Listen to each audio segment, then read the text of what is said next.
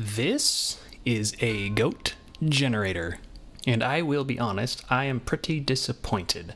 Despite all my best twiddling of the knobs, I could not get it to generate a single G.O.A.T. However, I did discover that if you plug a guitar into it, it sounds something like this.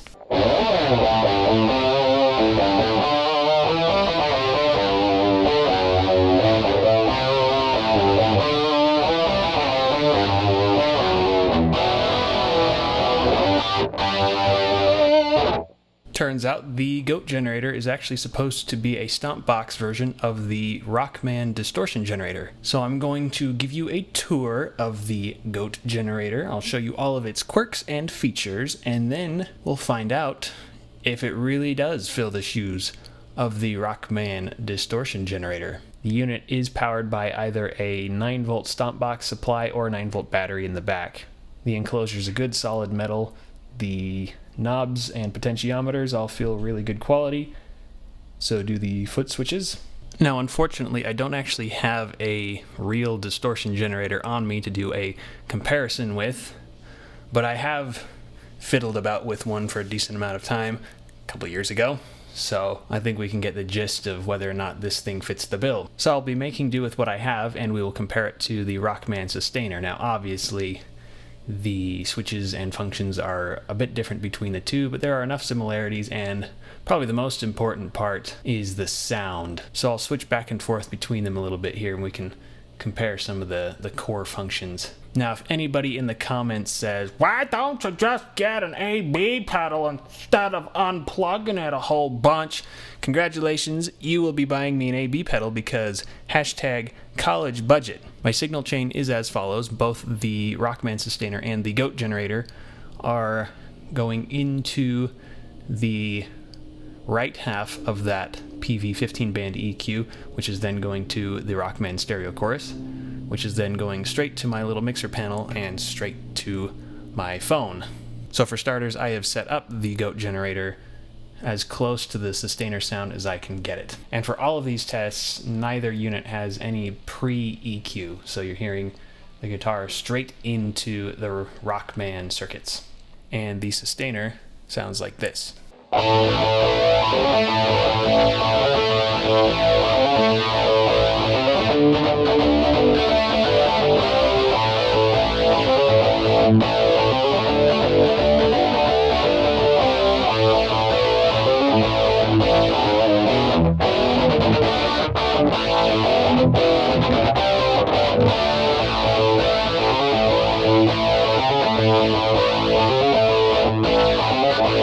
And the G.O.A.T generator sounds like this.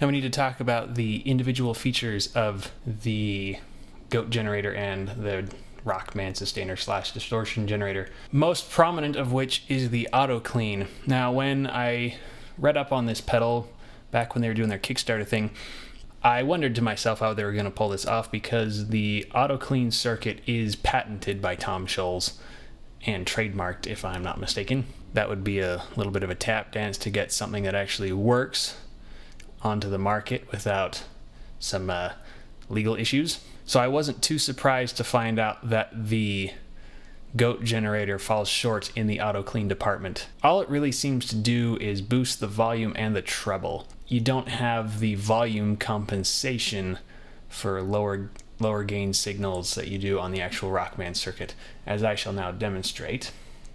If we use the excerpt from Walkin' at Night, you will hear the difference when I switch to my neck pickup. The G.O.A.T generator doesn't compensate for the lower input, where the Sustainor and the distortion generator, they do, and you'll hear the difference here.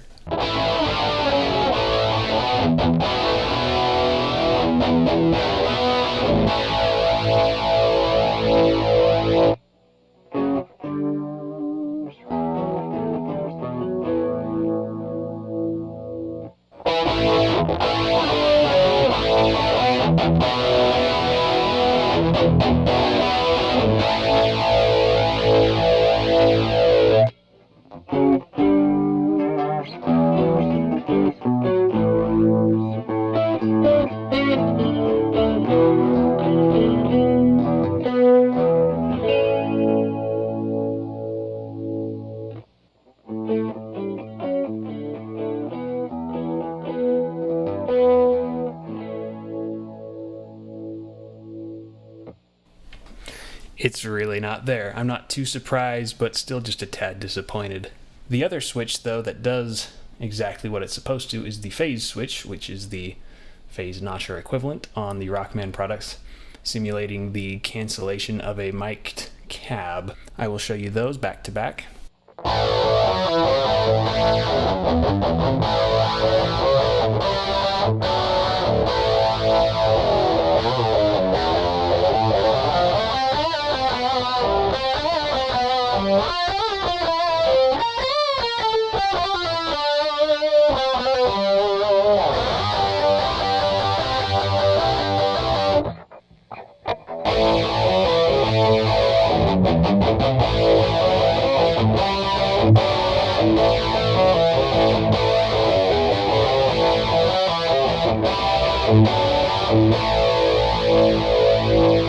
Pretty much the same. Good job there. Now let's talk a little bit about the stuff unique to the distortion generator and the G.O.A.T generator. Another unfortunate miss for the G.O.A.T generator is the distortion harmonics switch. On the Rockman, they do actually have an effect on the upper frequencies of the signal. You can hear a pretty distinct change. On this G.O.A.T generator pedal, the switch kind of affects the gain more than anything. So I'll show you in low gain.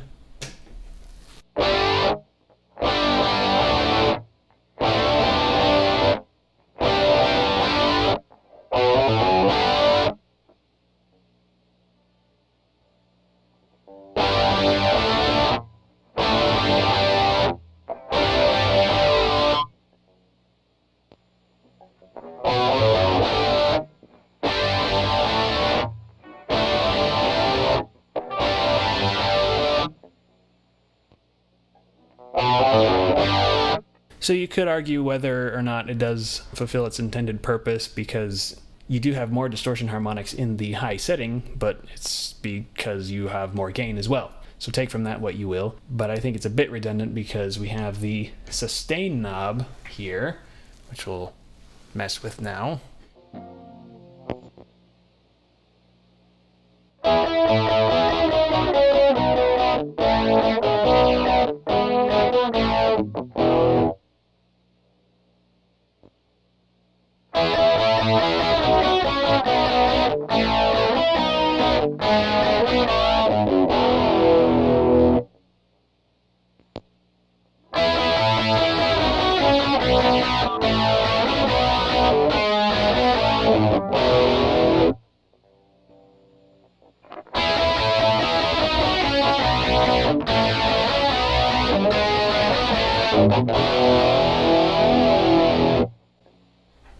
Obviously really great for leads in the high sustain setting. Which brings me to this lead foot switch.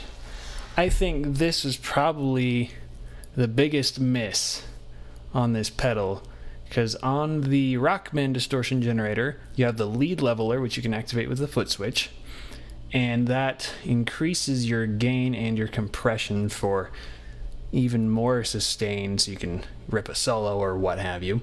On this box, all it does is boost the volume, which does nothing for the actual playing dynamics of the unit. And I will show you, but first I have to turn the clean switch off, so I reduce the volume there first so I don't go overdriving my interface.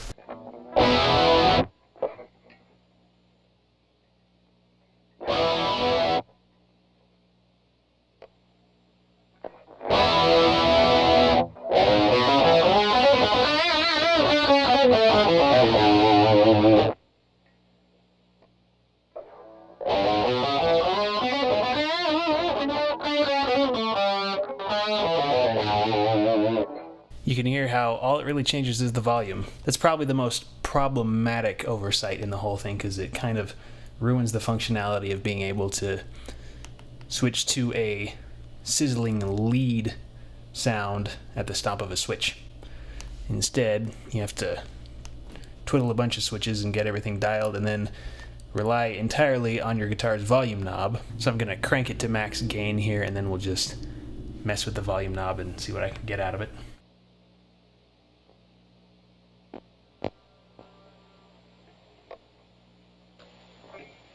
Alright, I'm going to play a rhythm part in low volume, around 2 on the guitar, and then crank it all the way to 11 for the solo.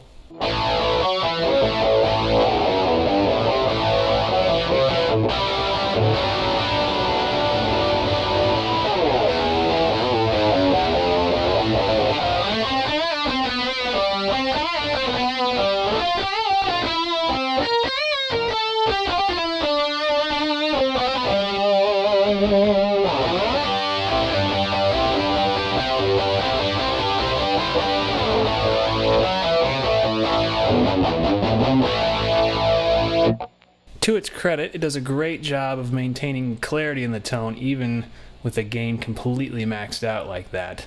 Like I said, it's just a shame that the lead switch doesn't really do anything, and you have to rely on your guitar knobs to switch between rhythm and solo type tones. But I can confirm that these other knobs, these last 3 knobs, they do work as advertised. So these are pre-EQ knobs. The bass, obviously, you can boost or cut the bass. The mid boost is it's like a 500 hertz boost, and the 2K is a cut.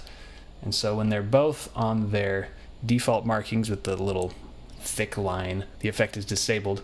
According to the distortion generator manual, you can cut the 2K band for a little more clarity in the pick attacks. You can add the mid boost for extra oomph for lead parts and whatnot. So I'm going to just turn those up so you can hear what they do.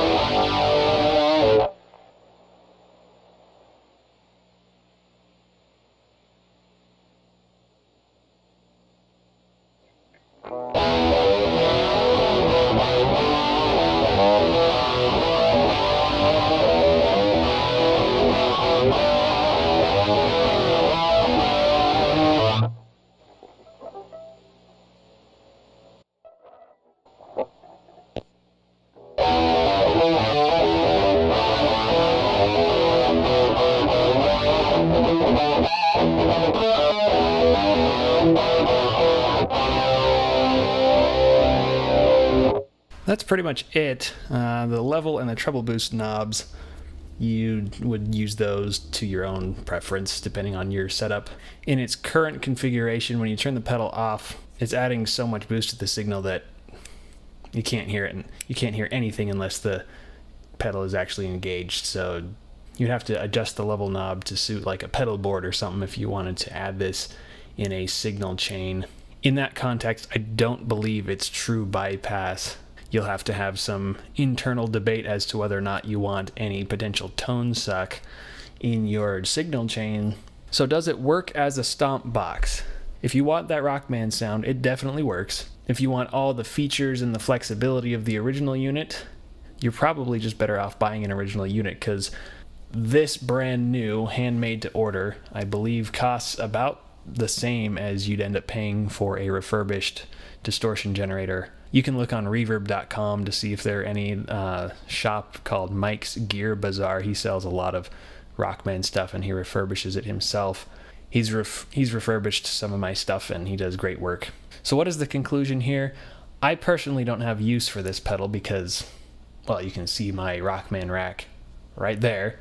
And if you're potentially interested in putting it on your pedal board, you'll have to weigh all the pros and cons that I outlined and decide if it's right for you. but maybe you're just looking for a one-stop solution. You can just plug straight into a mixer board if you wanted to get some Rockman sound for recording projects and whatnot. It would definitely do the trick there, and you don't have the worry of potential failure with the old components that are in the original Rockman stuff, because I mean, let's be honest, those are decades old now. Now, as I was editing this video, I realized that I had not addressed the possibility of running this pedal into an amp of some kind. And I experimented a little bit with that in Logic with their built-in amp sims, and I was not thrilled with the results. I don't know if it's just because Logic's amp sims are subpar, or if I just suck at setting up a signal chain like that. So I am not the best authority to take on that particular use. So if you have used a Rockman into an amp before and you like the results, then you can hear that this thing sounds pretty much almost identical. So if you want to run it into an amp and you know what's up, you know how to set up that kind of stuff, you should be just fine. Anyway, kudos for sticking all the way through this video. Hope you got something useful out of it. Peace.